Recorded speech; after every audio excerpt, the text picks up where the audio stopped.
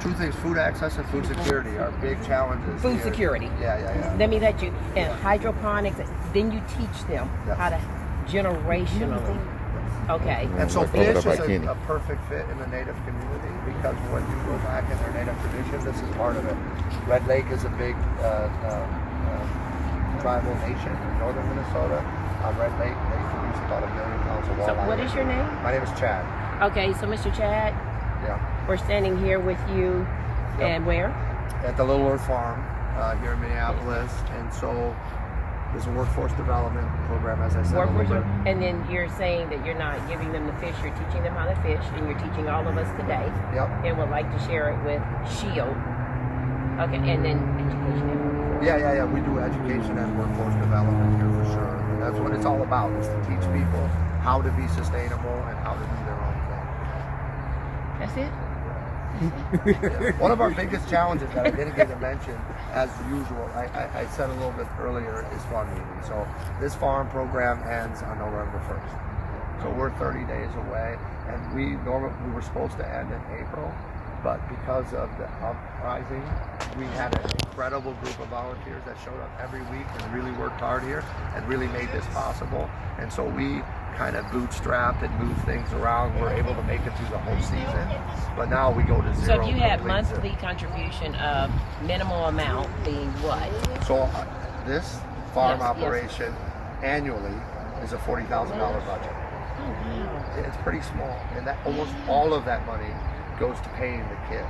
Some of it goes to projects in our plants and doing stuff, expanding. This cost because we have to buy wood and things like that to be able to make the So raised this bed. little community is largely retired This senior community here. citizen, and they don't pay for their food, right? And the Well, so children- they get a couple different things. So I'll give you a little background. 96% of the people here make less than $10,000 a year. You're talking the forest, the schools, this community right there. You said less than 10,000 a year? A year, 96%. And so I don't know if they gave you the background. Little Earth of I'm gonna United send Tribes this immediately. is a unique place. This is the one in the entire world. Mm-hmm. So this was formed in 1973 by the American Indian movement, fought in the Supreme Court to get, this is HUD housing, but it's got what's called Native preference. So if you're Native American, you get preference in living here. That's why the makeup of this community is so highly Native American, and some of those other challenges come with it, the poverty, the addiction, with the violence. And so, one of the biggest things after the police left and the precinct was burned down and we have no off-duty patrols here, we had a lot of violence following the George Floyd, like 20 or 30 shootings and these kind of things here. Middle of the day, park full of kids, drug dealers getting in an argument about what they're doing, the guns come out, 15 shots go off, and sometimes So people because of get your in. specialization in hydroponics and aquaponics, it allows you to do what? Where the fertile is contaminated with arsenic, lead, and a few other things as well. So the hydroponics and aquaponics allows us to do 4 seasons. So we only have a 4-month growing season in Minnesota, right? We are done. Like, we're getting borrowed time right now. Usually after about the 27th of September, we get a hard frost and we kill everything here. We're a little bit in bonus time right now. So what happens when the food goes away is we have no more access to fresh, local produced food. And so being able to do the hydroponics and aquaponics allows us to do 4-season production. So from September to June, indoors, right? And then by time June, we have row crops coming. We have access to a lot of local fresh food when we get to June. But from September to June, we don't have much but apples and things like that. And so, to do indoor and outdoor year-round. that's Wow. right. That's right. We could do the fish, the lettuce, the greens, all of those things, education, the processing indoors in the wintertime, and we can take advantage of the wonderful weather outdoor. Because we can't do tomatoes and potatoes and things like that indoors. We could, it would just be cost prohibitive to do that. So this very special time that we spent with you, I didn't hear you asking for money. You just said, let us be able to feed our community That's it. for free. That's it. Okay, and you're now wanting to share with us other communities that are suffering through this. You were saying that you are willing to teach other communities. but just give you support to feed your community. Is that what I That's hear? exactly right. And that's the goal, is to spread the word and get more and more people to do this. I mean, the average age of U.S. farmer is like 66 years old, right? I mean, people have no connection to their food anymore. Young kids here are starting to. You ask them where their food comes from, they'll tell you the corner store or a container or a box. You ask them, you like salsa? Yeah. Well, what's in it? So again, Right. one more time, if I monthly, Yeah. say I gathered up a couple of, like churches, Yeah.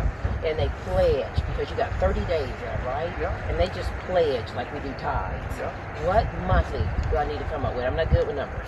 So we're looking at 12 months, about $4,000 a month. A month. Yeah. A little less than that, about $3,500. So we just need to set up partners and friends of what your little farm is called, Little Earth. Little Earth. Okay, and just start with on it. Like feed the children. You can feed a child. You can. If you with your permission, I would like to say sponsor a child, sponsor a senior. This amount, okay, will feed for 12 months. Yeah. But as you grow, am I correct in understanding you can use some upfront capital to get your fence in? Yes, exactly. Fix the fence so that this is a stress that we have to worry about on a regular basis, that something is going to be damaged or destroyed here. And what are the repercussions for that young person that does that? The community here has invested a lot of energy into this place lately. That was my number one goal when I started the community engagement. And we were doing so good until COVID came. Like, the community was coming out and helping and participating, and then that kind of slowed down a little bit. But then after the unrest, the volunteers came out in unbelievable numbers and really helped all summer. I mean, they did so many wonderful things. And that's why we were able to do what we did this summer. But looking ahead, we're always looking at a 3, 5, 10-year plan. We can't do that. We don't have the vision to be able to do it just based on finances alone. Right? In the past, we were funded from the Department of Agriculture, from they have what's called an urban ag grant. We got it twice. Now they want to spread it around a little bit more to other organizations and just different things like that. Some of the funding has dried up. We don't know what's going on. I mean, the city,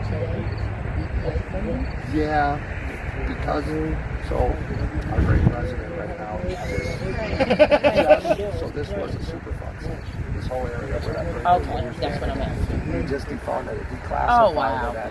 So we have no access to federal funds to Oh, do any of that work right now because the city wants to build a storage yard for water pipes right there and pollute this area even more. The community, not the worst, but the greater community is in a lawsuit against them right now. Right? Literally.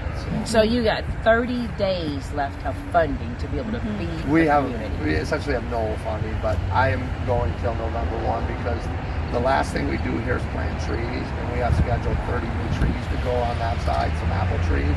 And so once that's done, we'll put the farm to rest, and we don't know. Like last winter, so yes, in the winter time, what goes on in farming? Not very much, but a lot of planning, right? Like Are you busy how we're tomorrow at 4 scheduling. o'clock? What's that? Are you busy tomorrow at 4 o'clock? Tomorrow, Friday, 4 o'clock. No, I'm A Zoom. available. Yes. Yeah, we could do it. Okay.